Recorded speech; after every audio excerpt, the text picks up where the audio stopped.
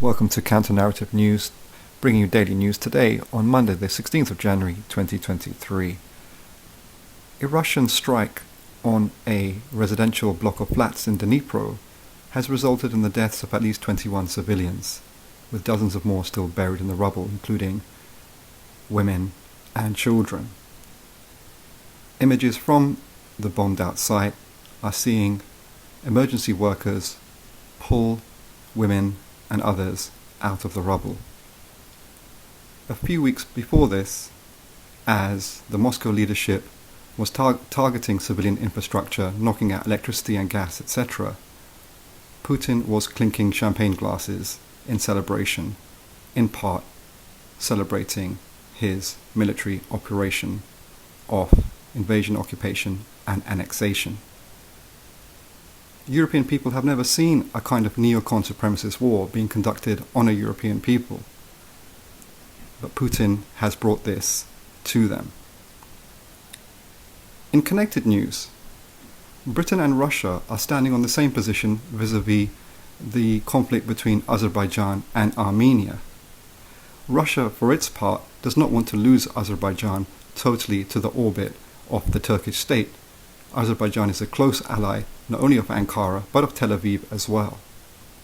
So, in the context of the global confrontation between the Western powers and Russia, on the other hand, particularly in the conflict in Ukraine, it's interesting to see Britain and Russia ally strategically like this when it comes to Azerbaijan. But zooming out, there's many similar politics emanating out of London and Moscow. From the one hand from London, from the far-right Tory leadership, and the other hand from the far-right Moscow leadership. So this is not particularly surprising. Going to Latin America, the right-wing president of Peru, Boluarte, has imposed a state of emergency in the capital, Lima. This means the army is intervening now on the streets, and the freedom of movement and assembly of the grassroots who've been resisting has been suspended.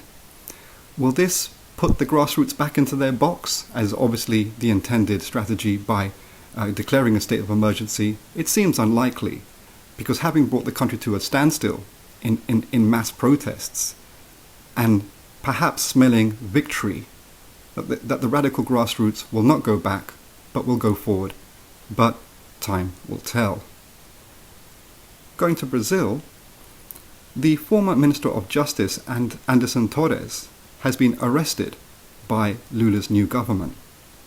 He was the Brazilian capital's Brasilia security chief during the January the 8th far-right provocation, which tried to conduct a far-right coup d'etat in loyalty to the previous right-wing president of Bolsonaro.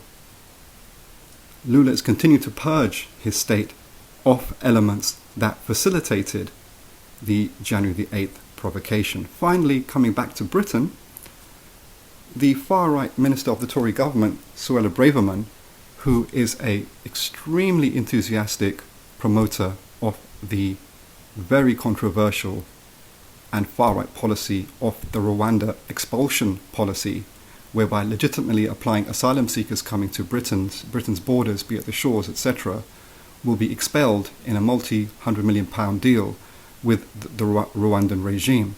Suella Braverman in her constituency had a meeting with members of the public.